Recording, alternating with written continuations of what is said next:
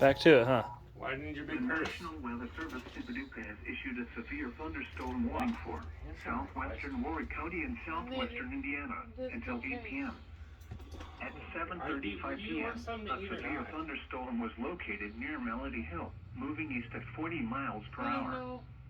Expected hazards include 60 miles per hour wind gusts and penny-sized hail. Find me something. This is a radar-indicated threat.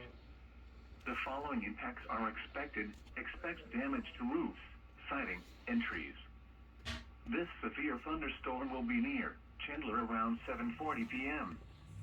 Boonville around 7:50 p.m. Did you hear that? This includes Interstate 69 in Indiana near mile marker 7.